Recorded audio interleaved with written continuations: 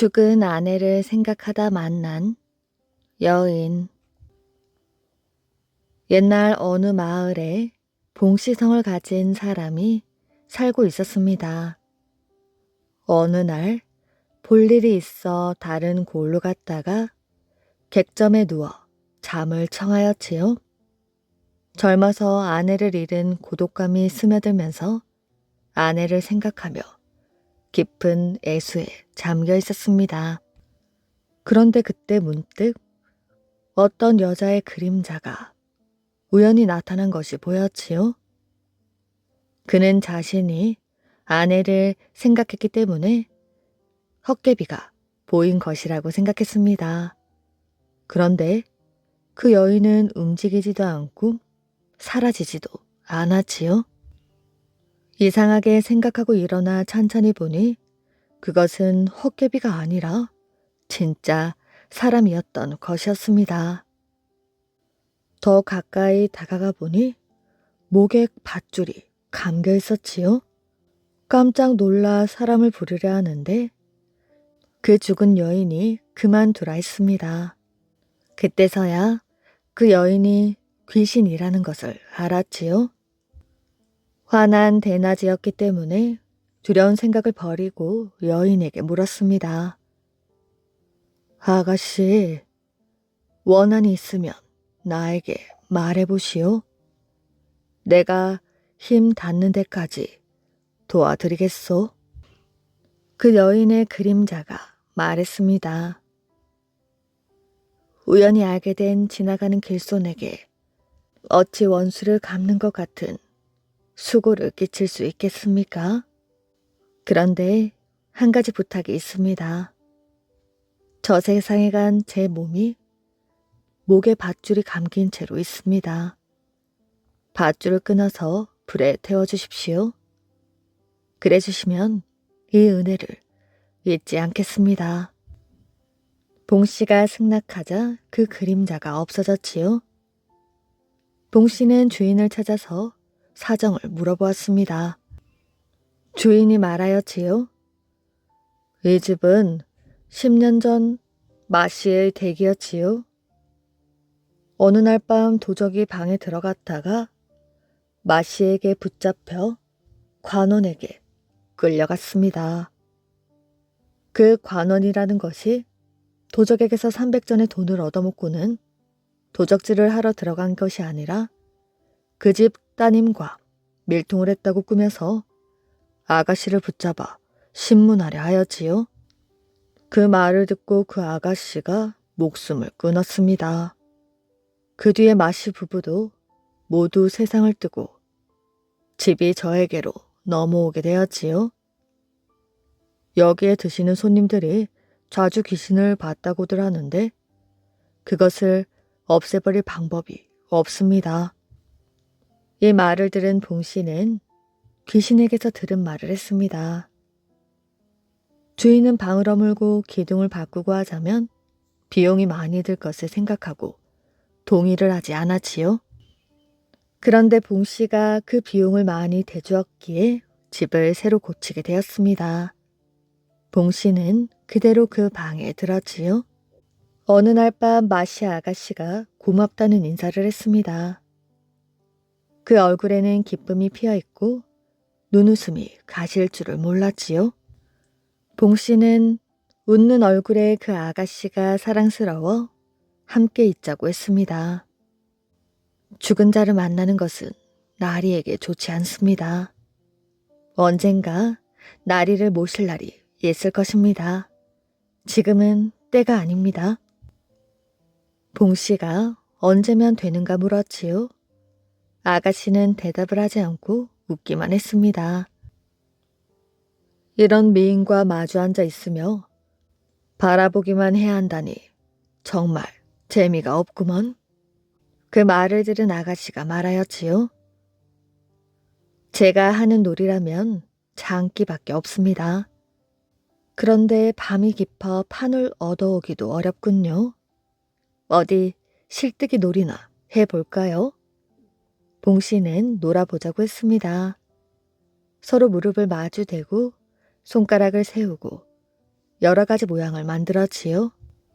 아가씨는 실뜨기 놀이의 재주가 대단하여 가지각색 모양을 만들 줄 알았습니다. 이거 참 대단한 재주구먼. 이건 제가 생각해낸 것입니다.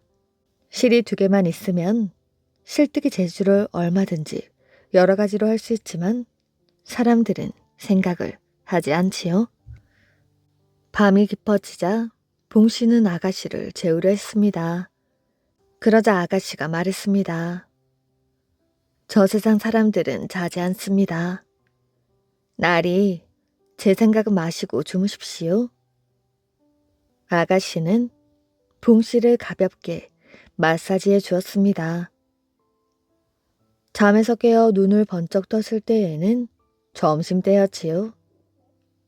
뼈마디가 아주 시원한 것이 지금까지 느껴보지 못한 상쾌한 기분이었습니다.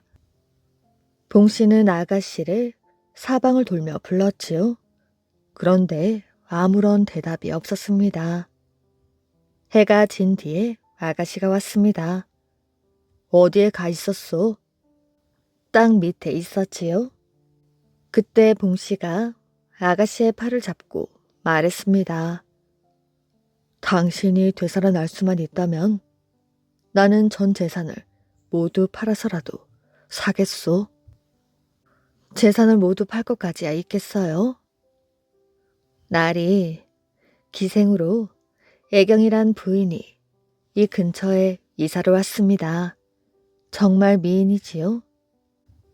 너무 외로우시면 내일 밤 그분과 함께 오겠어요? 봉씨는 고개를 끄덕끄덕했습니다. 다음날 아가씨는 젊은 부인을 데리고 왔습니다. 그러더니 아가씨가 말했습니다. 저는 그만 돌아가겠습니다.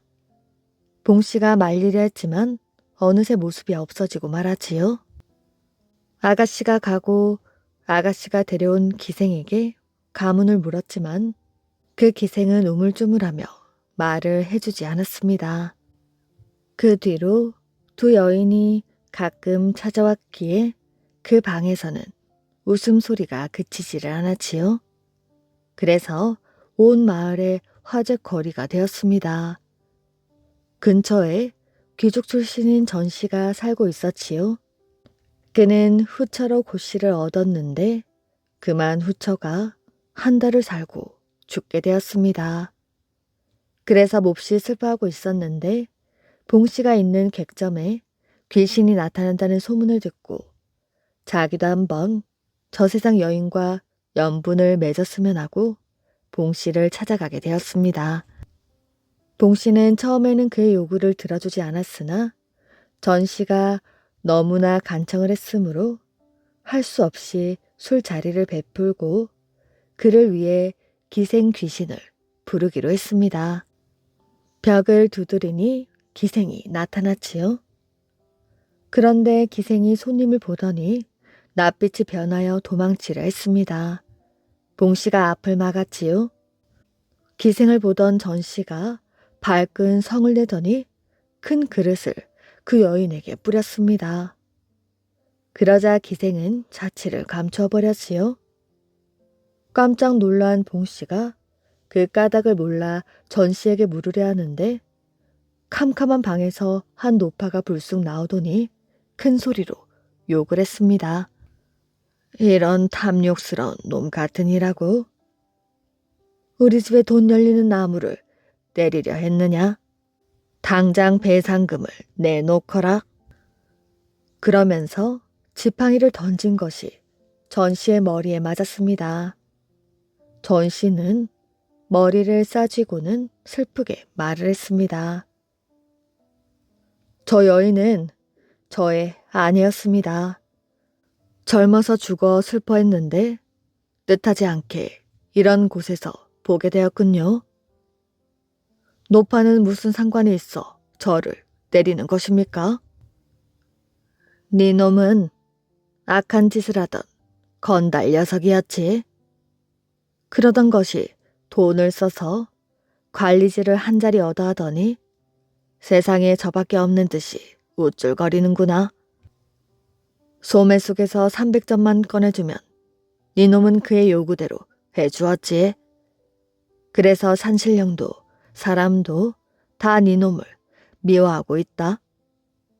너도 죽을 날이 머지않게 되었지만 네 놈의 부모가 네 놈을 살리자고 저승의 어른님께 애원하여 사랑하는 며느리를 기생집에 넣어서 네 놈이 백성들에게 빼앗은 금액을 보상시키고 있는 것이야. 그것도 모르느냐? 그렇게 말하며 노파는 또 지팡이로 그를 때렸지요. 그러고들 있는데 마시 아가씨가 방에서 나왔습니다. 아가씨는 무서운 낯빛을 하고서 기다란 비녀로 전씨의 귀를 찌르려고 했습니다. 봉씨가 급히 막았으나 아가씨는 그냥 찌르려 하였지요. 저 손님에게 죄가 있다고 하더라도 이 방에서 죽으면 나도 혐의를 받게 된다고. 그 말을 듣더니 마씨 아가씨는 노파를 말리며 말했습니다.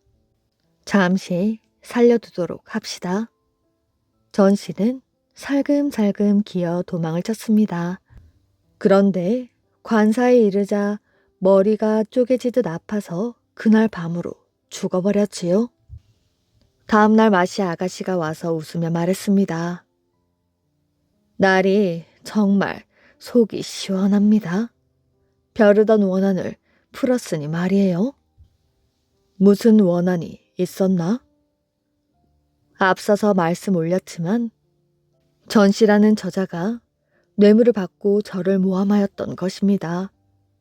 정말 오랫동안 원한을 풀지 못하고 있었지요. 어젯밤 이쪽에서 소란을 피우고 있기에 무슨 일인가 해서 들여다보았더니 뜻밖의 그 원수놈이 와 있는 게 아니겠어요? 그놈은 여기서 18년 동안 벼슬을 했습니다.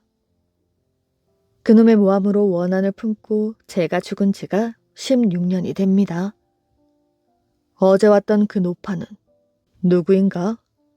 기생 어멈이지요. 그 기생은 무사하지? 병으로 누웠어요. 그리고는 웃으며 봉씨를 쳐다보았습니다. 그 전에 제가 우린 함께 살 날이 있다고 말했지요. 그날이 곧 옵니다. 나리는 언젠가 집의 재산을 모두 내어서라도 저를 살 마음이 있다 그러셨지요. 생각나시나요? 지금도 그 생각엔 변함이 없다네. 사실 저는 죽은 날로 어느 마을 전 거인 댁에 환생을 했습니다. 단지 원한을 풀지 못한 관계로 오늘까지 혼이 가지 못하고 여기에 남은 것이지요. 날이 새 한 컵으로 저의 혼을 넣을 주머니를 준비해 주십시오. 그리고 저를 그 마을로 데려가 주십시오. 전시댁으로 가셔서 청혼을 하면 그 댁에선 기뻐하고 허락할 것입니다. 봉씨는 그 집과 자기는 신분의 차이가 너무 나므로 성사되기가 어려울 것이라고 했습니다. 근심 마십시오. 가면 꼭 됩니다. 아가씨가 이렇게 말하므로 봉씨는 아가씨의 말대로 하기로 했습니다. 그런데 날이 가시는 도중 절대 저를 부르지 마십시오. 이건 꼭 지켜주셔야 합니다. 첫날 밤에 그 자루를 신부의 머리에 씌우고 잊지 말라, 잊지 말라 이렇게 말해 주십시오. 봉씨는 그러겠다고 했습니다. 봉씨가 새 헝겊으로 자루를 만들고 그 주둥이를 벌리자 아가씨가 그 속에 들어갔습니다. 자루를 가지고 어느 마을로 가서 찾으니 과연 전 거인이라는 사람이 있었지요. 전 거인 댁에는 딸이 하나 있었는데 선녀같이 고왔지만 바보여서 혀를 내밀고 헐떡거리고 있었습니다. 바보 아가씨의 나이가 16이 되도록 청혼을 드는 집이 없었기에 부모들은 근심으로 화병에 걸려 있었지요. 봉씨는 그 집으로 찾아가 자기의 고향과 출신을 자세히 말하고서 중매인을 내세워 청혼을 했습니다. 전거인은 대단히 기뻐하며 대릴사위로 맞았지요. 그런데 아가씨는 형편없는 바보여서 결혼이라는 것을 어떻게 하는지도 몰랐습니다.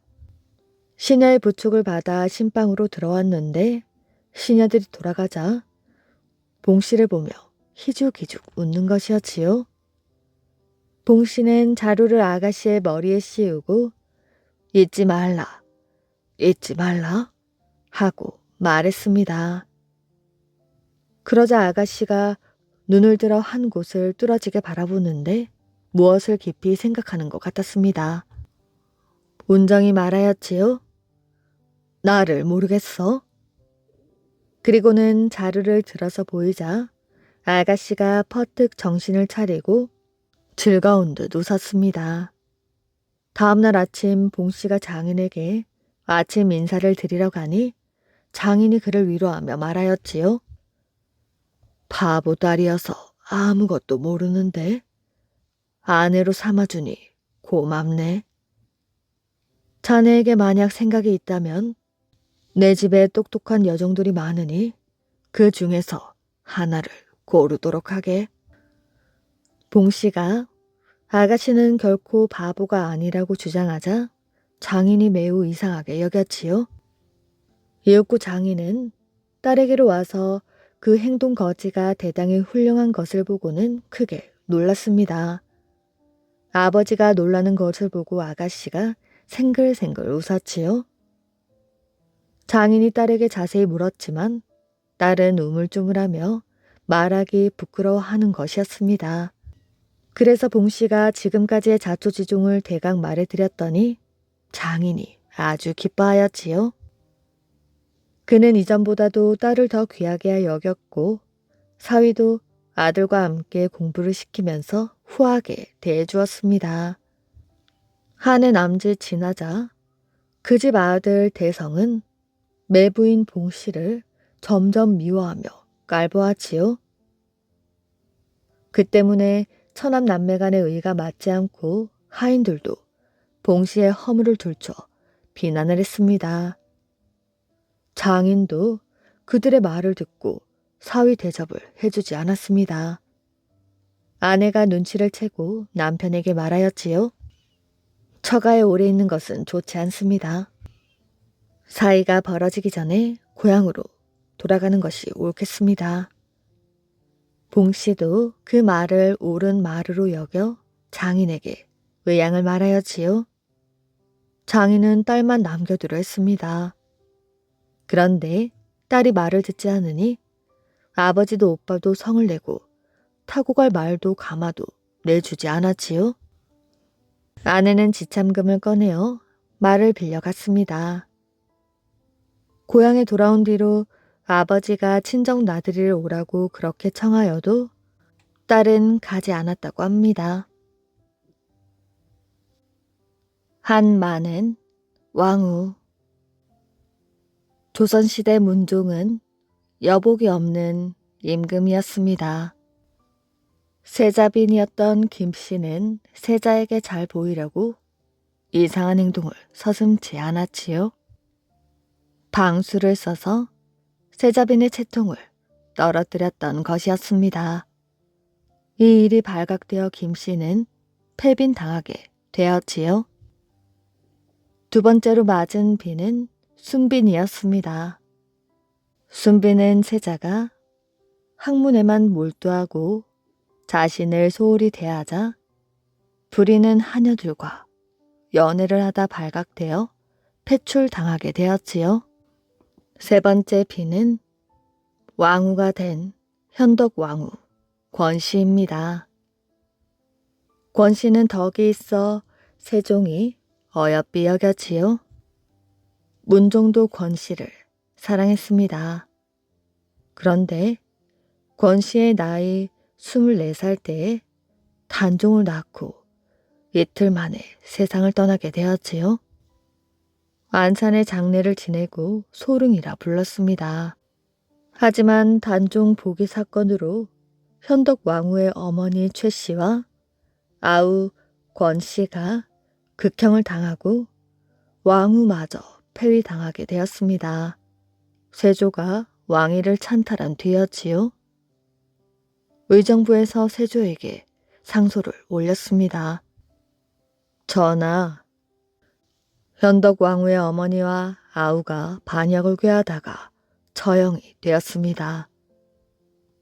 그 아버지는 이미 죽은 뒤이나 패하여 서인으로 내렸으며 단종이 종사의 죄를 지어 이미 군으로 광봉되었으니 그 어머니의 왕후의 위를 보존함이 마땅하지 아니하오니 패하여 서인으로 내리고 장사도 다시 하게 하시옵소서.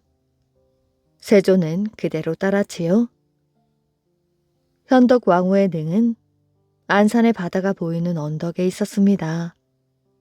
능을 파헤치기 며칠 전 한밤중에 왕후의 울음소리가 들렸지요. 내 집을 파헤치려 하니 어찌할꼬? 그뿐만이 아니었습니다. 한 스님이 밤중에 들으니 능이 있는 곳에서 여자의 울음소리가 들려왔지요. 원통하다 원통해.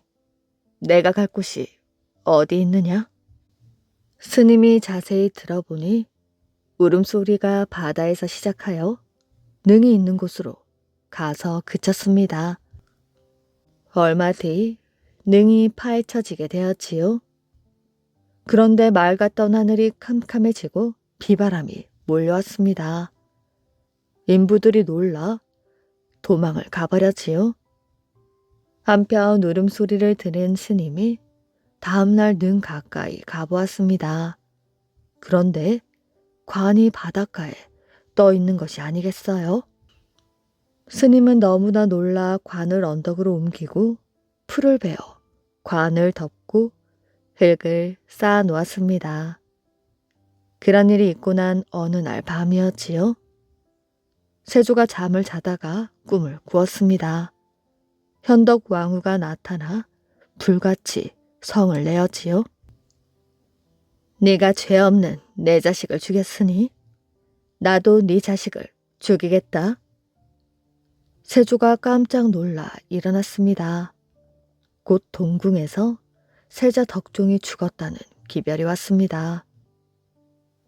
화가 난 세조는 현덕 왕후의 능을 파헤치라고 거듭 영을 내렸지요. 신하들이 달려가 관을 꺼내려 했으나 전혀 움직이지 않았습니다. 백성들이 놀라고 괴하게 여기어 글을 지어 올리고 제사를 지내준 뒤에서야 관이 움직였다고 합니다. 그리고 관을 꺼내어 바닷가에 놓아둔 것이었지요.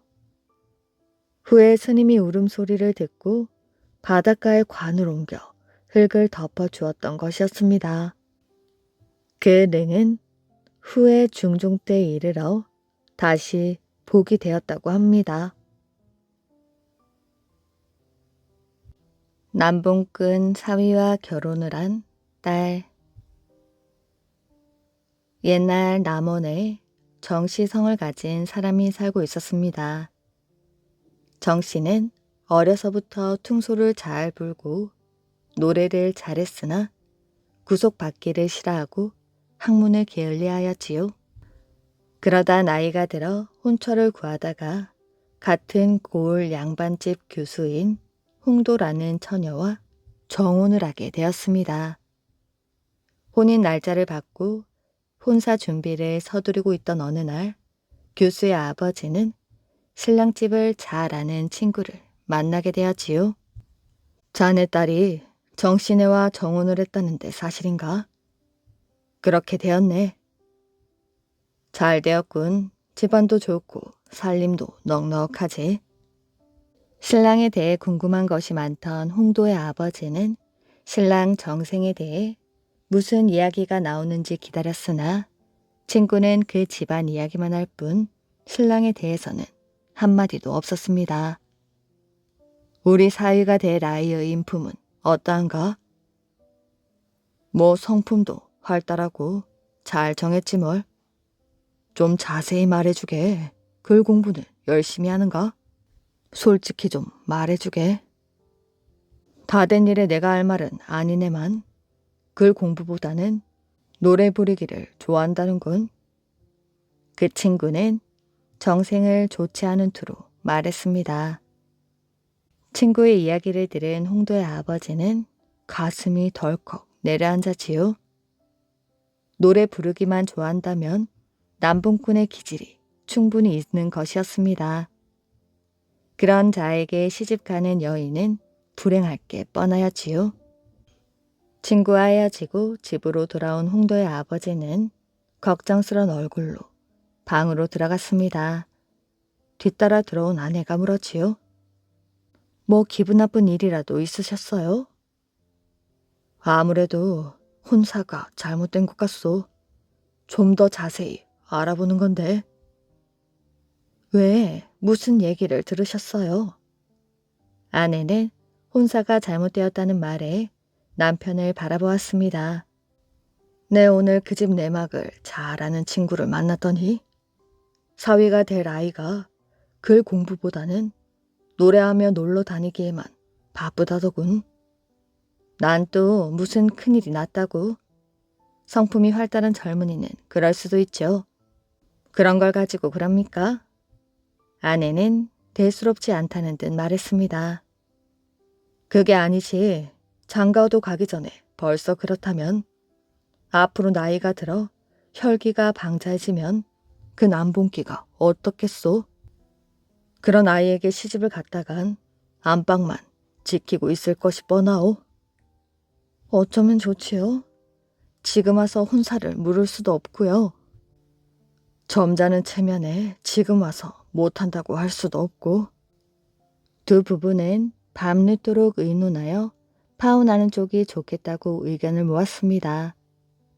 그런데 당사자인 신부가 반대를 하고 나서지요. 혼사를 앞두고 잠이 오지 않아 뜰에 나갔다가 부모님이 밤늦도록 이야기를 주고받는데 자세히 들어보니 혼사를 파의하겠다는 이야기였습니다. 딸 홍도는 방문을 열고 들어갔지요. 아버지 어머니, 혼사란 하늘이 정해주시는 것입니다. 이미 정혼을 했다면 그 사람과 혼례를 행하는 것이 도리겠지요. 외람된 말씀이오나 소녀는 정생과 혼사가 파의된다면 다른 곳으로는 시집을 가지 않겠습니다. 이렇게 말한 홍도는 뒤도 돌아보지 않고 물러나갔습니다. 딸의 성품을 잘 아는 부모는 딸의 단호한 태도에 그것도 팔자련히 생각하고 딸의 의견을 따르기로 했습니다. 예정대로 홍도는 정생과 혼인을 하여 이듬해에는 아들을 낳아 이름을 몽석이라 지었지요. 부모님이 우려했던 것과는 달리 정생과 홍도는 남이 부러워할 정도로 금슬이 아주 좋았습니다. 잠시도 떨어져 있지 않을 정도였지요. 그런데 이들 부부에게도 비운이 닥쳐오기 시작했습니다. 선조 25년 일어난 임진왜란 때문이었지요. 전쟁 준비가 없던 조선은 연패를 하고 선조는 의주로 피란을 갔습니다. 조정에서는 어쩔 수 없이 명나라의 원군을 청하였지요.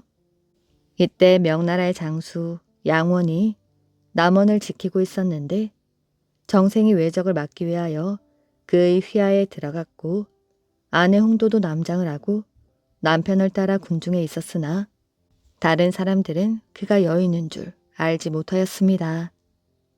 그리고 아들 몽석은 할아버지와 함께 난을 피하여 지리산으로 들어가게 되었지요. 일주일 동안 항전하던 우리 군사는 성을 빼앗기게 되었습니다. 성이 함락되자 정생은 장수 양원을 따라 탈출했으나 아내 홍도를 잃어버리게 되었지요. 백박으로 찾았으나 난리통에 죽었는지 살았는지도 모를 사람이었습니다. 난리가 끝나고 난 뒤 정생은 아내가 명군을 따라 중국으로 들어갔다는 소문을 듣게 되었지요. 아내는 남편이 중국에 들어갔을 것이란 추측으로 남편을 찾으러 들어갔다는 것이었습니다. 정생은 참을 수가 없었지요. 사랑하는 아내를 생각하니 그대로 앉아 있을 수가 없었습니다. 그리하여 무턱대고 중국으로 들어가게 되었지요. 정생은 거리 냉세를 하며 발길 닿는 대로 찾아다니게 되었습니다. 정생은 몇 개월 뒤 강남 땅 절간까지 가게 되었지요. 하루는 천궁의 도공과 함께 절강에 배를 띄우게 되었습니다. 출렁이는 물결 위에는 크고 작은 배들이 아주 많이 떠 있었습니다. 배전에 기대어 아내를 생각하니 만감이 교차하고 눈에서는 눈물이 하염없이 흘러내렸습니다. 정생은 울적한 마음을 위로할 겸 언제나 품고 다니던 퉁소를 꺼내었지요. 처량한 퉁소 소리는 바람결을 타고 사방으로 흩어지게 되었습니다. 밤이 깊어지자 퉁소 소리는 점점 더 멀리 퍼져나가게 되었지요. 바로 그때 남만의 큰 상선 가판 위에는 이 퉁소 소리에 모든 정신을 쏟으며 듣고 있는 젊은이가 있었습니다. 한참 퉁소를 불던 정생은 이윽고 퉁소를 그치고 노래를 부르기 시작했지요. 그 노래는 정생이 자기 부인과 화답하던 정다운 가사였습니다. 정신없이 듣고 있던 상선 위의 젊은이는 손뼉을 치며 고함을 질렀지요. 저 사람은 분명 내 남편이야. 정생이 그 말을 듣고 작은 배를 타고 쫓아가려 하니 도공이 말리는 것이었습니다. 저 배는 남만의 상선이라 외나라 사람들과 섞여 있을 것입니다. 만약 무턱대고 갔다가는 해를 입을 것이니 날이 밝기를 기다리시오. 나에게 방도가 있소. 정생은 할 수 없이 날이 새기를 기다리는 수밖에 없었습니다.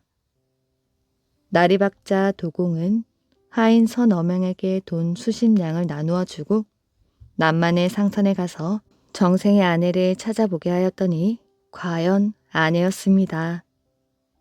정생과 홍도는 손을 잡고 눈물만 하염없이 흘릴 뿐이었지요. 한참 동안 울고 있던 홍도는 정생에게 물었습니다. 어찌하여 여기까지 오셨습니까? 남원성이 함락되었을 때 나는 양원 장수와 함께 탈출하여 목숨은 건졌으나 당신의 생사를 몰라 백방으로 수소문을 해보니 당신이 명나라 군사와 함께 중국에 들어갔을 거라고 합니다. 그 길로 중국에 들어와 걸식을 하면서 여러 달을 찾았으나 이 넓은 땅에서 당신을 찾기란 너무 힘든 일이었지요. 어쩌녁에 울적한 마음을 달래려고 퉁소를 분 것이 당신을 만나는 인연이 되었으니 이것은 필시 하늘이 도와주신 것이오. 정생과 홍도는 본국에 돌아갈 길이 막막하므로 그곳에 머물러 살게 되었습니다. 이웃 사람들이 이들 부부를 불쌍하게 여기어 돈과 곡식을 대어주어 그것으로 생활하게 되었지요. 그리고 그것에서 아들을 또 하나 낳았으니 이름을 몽진이라 지었습니다. 세월은 흐르고 몽진의 나이 17살이 되었으나 중국 사람들은 그가 조선인이라 하여 딸을 주려는 사람들이 없었지요. 그러던 어느 날 어떤 처녀가 제 발로 걸어와 청혼을 했습니다. 정생 부부가 처녀에게 물었지요. 우리가 조선인인 줄 알고도 청혼을 하는 것이야? 저희 아버지는 지난번 외적을 치러 조선에 출병을 했다가 돌아오지 않으셨습니다. 소녀가 댁의 자녀와 혼인을 하게 되면 언젠가는 조선에 갈 수가 있을 테지요. 저희 소원은 조선에 가서 아버님이 돌아가신 곳이라도 찾아가 제사라도 지내자는 것입니다. 만일 아버님께서 살아계신다면 다시 만나 뵐 수도 있지 않겠습니까? 처녀의 이야기를 들은 정생 부부는 처녀의 운명이 자신들의 처지와도 비슷하여 며느리로 맞이했습니다. 어느 봄날 정생은 유정의 부하가 되어 청나라를 치러 요동으로 출정하게 되었지요. 그러나 명나라군은 대패하여 유정은 정사하고 정생은 청나라의 포로가 되게 되었습니다. 청나라는 명나라 군사들을 마구 죽였지요. 그대로 있다가는 정생도 죽음을 면하지 못할 것 같아서 자신은 조선인임을 밝히어 풀려날 수가 있었습니다. 조선으로 귀국한 정생은 고향인 남원으로 내려오는 길이었지요. 이 산에 이르렀을 때 오랜 노독에 시달린 나머지 다리에 종기가 나게 되었습니다. 침을 맞으러 의원을 찾아 들어가니 그곳에는 중국인이 있었지요. 정생 자신도 중국과는 특별한 인연이 있는 사람이라 반가운 김에 물었습니다. 어찌하여 고국을 떠나 조선에 와서 살게 되었소? 정유년에 전쟁에 나왔다가 돌아가지 못하여 오도 가도 못하고 이렇게 살고 있지요. 죽기 전에 고향에 한번 가보려나 했더니 이제 아주 들려버렸습니다. 정생이 다시 물었지요. 고향은 어디시오? 저 남쪽의 절강이란 곳이라오. 절강이란 말에 정생은 더욱 반가웠습니다. 나도 절강에서 20년을 살다가 출정을 했었는데 명나라 군사가 패하는 바람에 이렇게 고국으로 돌아오게 되었소. 지금 절강에는 아내와 아들 내외가 살고 있는데 어찌 되었는지 모르겠구려. 절강성 어디에서 살았소? 항주에서 살았습니다. 항주란 말의 의원은 10년 지기를 만난 듯이 정생의 손을 덥석 잡았습니다. 고향 분에게 인사가 늦었구려. 나도 고향이 항주라오.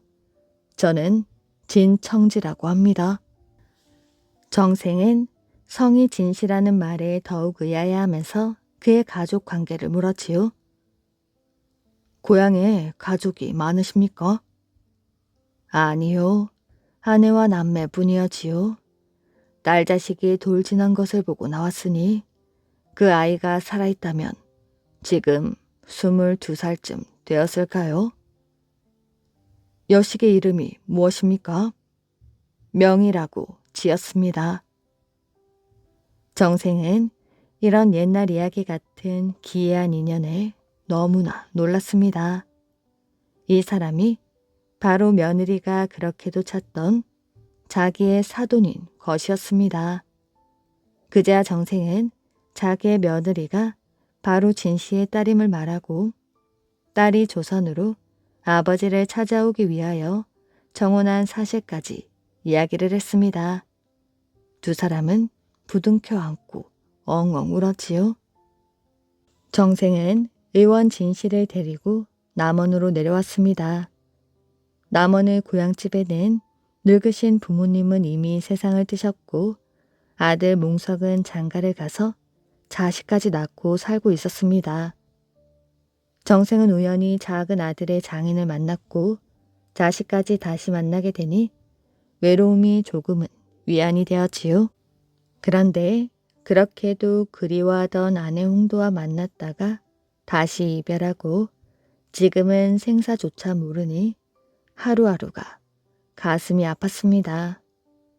한편 홍도는 남편이 출정한 지 1년이 지나도록 오랑캐에게 패몰했다는 소식만 들릴 뿐 아무 소식이 없으니 이미 불기에 계기된 것이라 생각했습니다.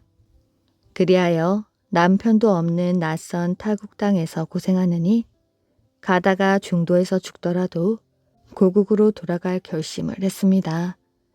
홍도는 집 재산을 처분하여 작은 배를 샀습니다. 바닷길에는 어느 정도 자신이 있었지요. 양식과 마실 물을 싣고 바다 가운데서 외적을 만날 것을 대비하여 조선옷과 중국옷 그리고 일본옷까지 준비했습니다. 어느 바람 잔잔한 날 홍도는 아들 몽진과 며느리를 태우고 절강을 떠나게 되었습니다. 순풍을 만난 배는 잔잔한 물결 위를 달렸지요. 절강을 떠난 지 12일 만에 추자도에 정박을 했으나 양식이 조금밖에 남지 않았습니다. 걱정하는 홍도에게 며느리가 말했습니다. 우리 세 식구가 조금 남은 쌀로 죽을 쑤어 마신다면 하루 동안 줄인 배를 채울 수 있으니 6일 동안은 살 수 있을 것입니다. 그리고 동쪽을 보니 어렴풋 육지가 보이는 듯합니다. 혹시나 지나가는 배라도 만나 육지에 오르게 된다면 그것이야말로 구사일생이 아니겠습니까? 하니 홍도와 아들 몽진도 그 말을 옳게 여겨 5, 6일간을 기다리다가 통제사의 보급선을 만나 구제되게 되었습니다. 순천에 상륙하여 남원의 옛집을 찾아가자 죽은 것으로만 한 남편이 살아있을 뿐만 아니라 며느리의 아버지인 진 씨도 함께 살고 있는 것이 아니겠어요? 진 씨는 끝내 귀국하지 않고 사위와 함께 남원에서 잘 살았다고 합니다. 흐르는 물에 씻은 칼. 광해군 15년 때 광해군에게 반기를 들려던 이괄이라는 사람이 홍제원이란 곳에서 거사를 함께하기로 한 이귀, 김자점 등을 기다리고 있었습니다. 광해군은 그것도 모르고 주연을 베풀어 흥겹게 놀고 있었지요. 여느 날과 다름없이 술을 마시고 춤을 추며 놀고 있었습니다. 거사에 가담하기로 한 사람 중에 이 이반이라는 자가 있었지요. 그는 거사가 실패할 것을 두려워한 나머지 이 사실을 승정원에게 일러 바치게 되었습니다. 승정원 대신들은 광해군을 찾아가게 되었지요. 광해군은 흥에 겨워있던 터라 대신들의 말이 귀에 들어오지 않았습니다. 거사는 무슨 거사? 그런 일은 없을 테니 걱정 마시오. 이렇게 되자 승정원에서는 광해군의 승낙 없이 거사를 모의한 반군을 잡아들이기로 했습니다. 한편 이괄은 홍제원에서 반군에 가담하기로 한 자들을 기다리다 지쳐 이들을 찾아 나서게 되었지요. 그렇게 가다 보니 창의문 쪽에 집결해 있던 이귀, 김자점 등이 이끄는 군사들과 만나게 되었습니다. 장군들, 여기서 무얼 하고 있소? 장군을 기다리고 있었지요. 이들은 만나서 어찌 궁궐로 쳐 들어갈 것인가를 의논하게 되었습니다. 그때 장류가 먼지를 일으키며 말을 타고 달려왔지요. 그는 말에서 내리자마자 허겁지겁 장군들이 모여있는 곳으로 갔습니다. 큰일 났소. 누군가 밀고를 했다오. 그러자 장군들은 물론이고 집결해 있던 군졸들도 동요하기 시작했습니다. 어떤 자들은 겁을 먹고 도망치려 했습니다. 이런 군사들을 보며 이괄이 말하였지요. 동요하지 마십시오. 어차피 한 번 죽을 목숨, 뭔가 정의로운 일을 하고 죽읍시다. 군사들은 이괄의 힘 있는 목소리와 결의에 찬 눈을 바라보며 안정을 되찾게 되었지요. 광해군의 행포를 나는 더 이상 참을 수가 없소이다. 새로운 세상을 원한다면 나를 따르시오. 아니면 이곳을 떠나도 좋소. 그러자 군사들이 술렁이기 시작했습니다. 패하면 어떤 화를 당할지 알 수 없는데 무작정 따를 수만은 없지. 나는 돌아가겠네. 군사들은 다시 한번 동요하며 흩어지게 되었지요. 이괄은 이귀 김자점과 광해군 폐위를 논하며 곁에 있던 정자 및 개울로 내려가게 되었지요. 그리고 흐르는 물에 칼을 씻었습니다. 칼을 씻어 칼집에 넣는다는 것은 곧 평화를 의미하는 것이었지요. 광해군의 폐위를 논하고 반군들이 칼을 씻었다고 하여 개울가 정자는 씻을 세자와 칼 검자를 써서 세검정이라 불리게 되었습니다. 이괄과 뜻을 같이 한 장군들은 이날 창덕궁으로 진격하여 거사를 성공시키게 되었지요. 이것이 바로 인조 반정이라고 합니다. 꿈에 나타난 황소. 고성군 옥천사 입구에 황소바위라 불리는 커다란 바위가 있습니다. 바위 모양이 황소처럼 생겼다고 하여 황소바위라 불렸지요.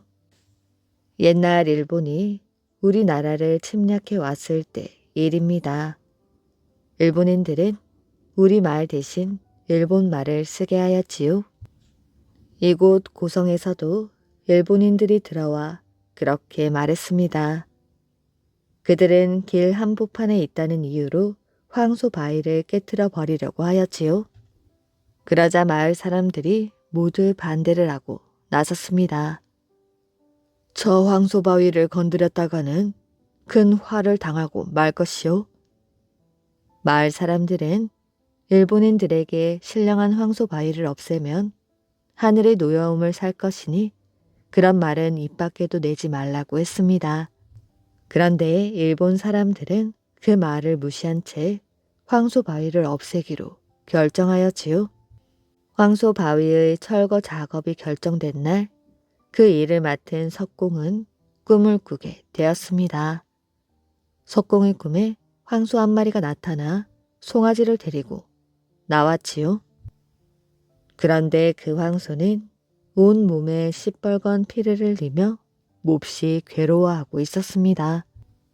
마치 석공에게 살려달라고 애원을 하는 것 같았지요. 석공은 놀라서 눈을 번쩍 떴습니다. 이상한 꿈도 다 있군.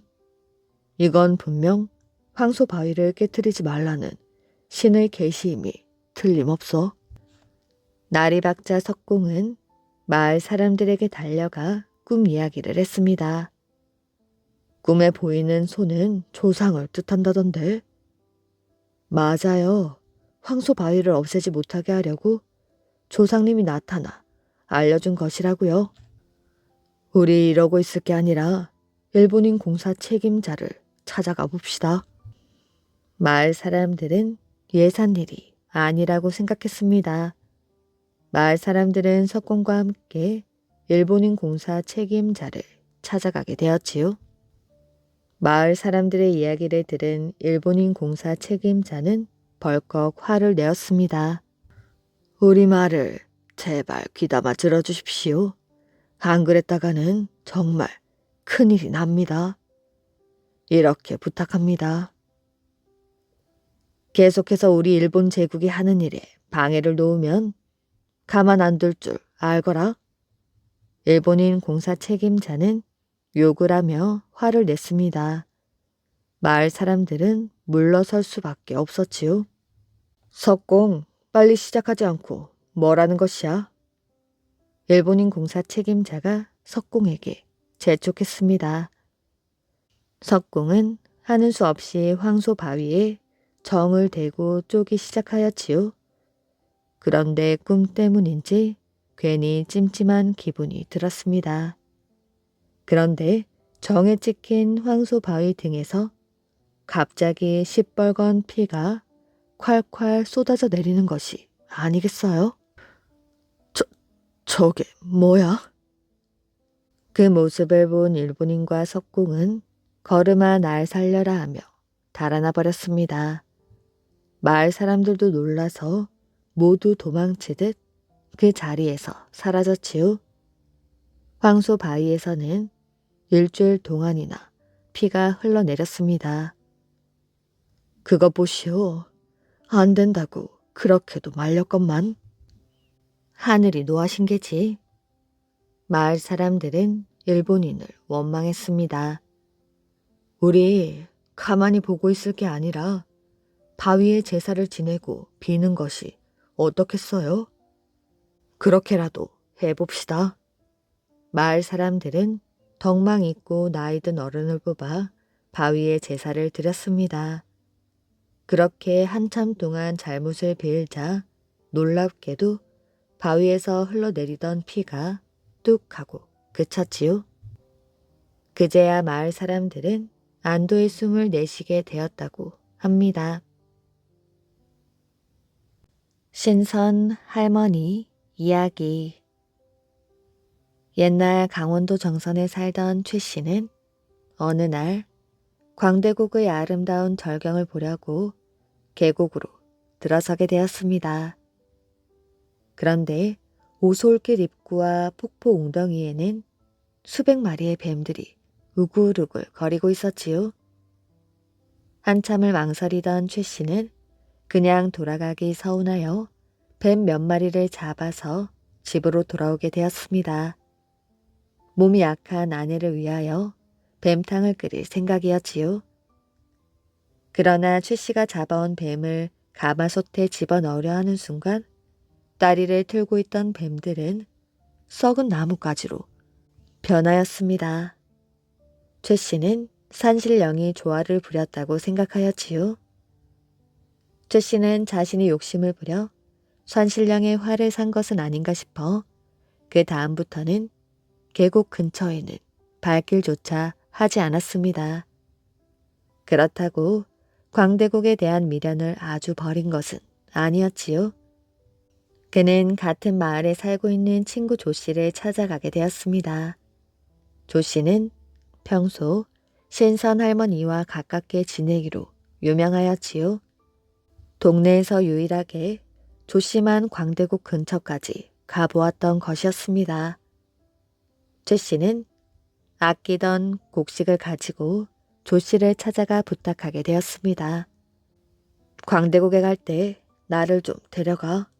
죽기 전에 꼭 한 번은 그곳에 가보고 싶다고. 조 씨가 말했습니다. 내 마음대로 되는 일은 아니야. 신선 할머니 허락이 있어야 광대국에 들어갈 수 있다고. 그럼 신선 할머니께 꼭 좀 물어봐줘. 조 씨는 친구가 안타까웠습니다.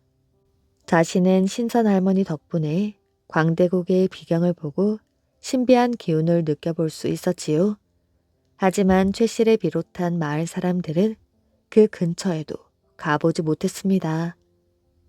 망설이던 조 씨가 말했습니다. 그럼 며칠만 기다리게. 내가 찾아가서 자네의 부탁을 들어달라고 해볼 테니. 그 길로 조 씨는 광대국에 살고 있는 신선 할머니 집을 찾아가게 되었지요. 나무 껍질로 간신히 지붕을 덮은 움막 같은 집이었습니다. 신선 할머니는 그곳에서 기도를 하고 있었지요. 산 아래쪽에서 조 씨의 기척이 느껴지자 신선 할머니는 스르르 일어나 움막 밖으로 나왔습니다. 할머니는 지난달에 다녀간 조 씨가 무슨 일로 또 왔는지 물어보았지요. 지난달에 다녀가지 않았느냐? 무슨 일로 또 온 것이야? 할머니, 지난번 주신 쌀과 나무 덕분에 제 어린 자식들은 잘 있습니다. 그런데 이웃에 사는 제 친구 최 씨가 죽기 전 광대국을 꼭 한번 보고 싶다고 하네요. 그래서 이렇게 찾아오게 되었습니다. 신선 할머니는 전처럼 인자한 웃음을 보이지 않았습니다. 그때도 할머니는 조 씨의 부탁으로 머리카락 하나를 뽑아서 쌀과 나무를 만들어 주었지요. 어린 자식들이 굶어 죽게 생겼다고 해서 들어준 부탁인데 또다시 자신을 찾아온 조 씨를 보고 신선 할머니는 기분이 언짢았습니다. 내 너에게 말하지 않았느냐? 부탁은 딱 한 번만 들어준다고. 그 친구는 죽을 날이 얼마 남지 않았습니다. 그래서 그의 부탁을 들어주고 싶습니다. 아무리 그래도 이곳은 여러 신선들이 사는 곳이라 사람들의 출입을 막아야 한다. 다른 산신령의 노여움이라도 산다면 네 친구는 무사하지 못할 것이야. 그건 제가 책임지겠습니다. 부정한 생각을 하지 못하도록 옆에서 잘 지키겠습니다. 그러니 죽어가는 친구에게 이곳을 볼 수 있도록 허락해 주십시오. 간곡한 부탁에 신선 할머니는 무언가 생각하는 듯 잠시 눈을 감았다가 떴습니다. 그렇단 마을로 가서 최 씨라는 친구를 데려오너라. 명심할 것은 내 몸에 절대 손을 대서는 아니 된다. 혹시라도 내 몸에 손을 댔다가는 화를 면하지 못할 것이야. 그런 건 걱정하지 마십시오. 조 씨는 병든 친구를 부축하여 신선 할머니 집으로 향했습니다. 광대국 입구에 들어선 최 씨는 입을 다물지를 못하였지요. 마치 병든 자신을 향해 신령한 주문을 외치고 있는 것 같았습니다. 이토록 아름다운 것을 지금껏 보지 못하고 산 것이 후회가 되었지요. 그리고 병든 자신이 원망스러웠습니다. 광대국에 물을 한 모금이라도 마실 수가 있다면 병이 단숨에 나을 것만 같았지요. 조 씨는 친구에게 다시 말했습니다. 아까도 말했지만 눈으로만 보고 절대로 만지면 안 돼. 특히 신선 할머니 가까이는 다가가면 안 돼. 부정이라도 타면 너는 끝장이 난단다. 알았으니 걱정하지 마. 둘은 드디어 신선 할머니 집에 도착하게 되었습니다. 다른 때 같으면 마당에 있을 신선 할머니가 보이지 않았지요.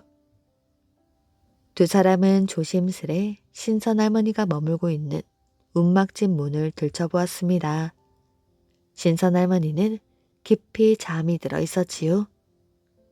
그 모습을 본 최 씨가 놀라 말했습니다. 세상에, 이렇게 추운 날 노인이 어찌 이불도 안 덮고 저리 잠을 잔대? 조 씨가 말하였지요. 그러니까 신선이지. 할머니가 잠에서 깰 때까지만 여기 가만히 앉아있자. 최 씨 눈에는 여전히 신선 할머니가 신경이 쓰였습니다. 아무리 신선이라고 해도 엄동설 안에 얇은 옷 하나만 걸치고 있는 할머니가 마음에 걸려서 그냥 두고 볼 수가 없었지요. 최 씨는 자신도 추워서 벌벌 떨렸지만 할머니를 생각하여 윗 조거리를 봐서 신선 할머니 몸을 덮어주었습니다. 그러다 최 씨는 자신도 모르게 그만 할머니 머리카락에 손을 대고 말았지요. 조 씨가 깜짝 놀라 소리쳤습니다. 어찌 신선 할머니 몸에 손을 대는 것인가? 나는 할머니가 너무 추워 보여 그만. 두 사람의 말소리에 할머니가 몸을 움직였지요. 그러나 잠을 자고 있던 할머니는 순간 호랑이로 변했습니다.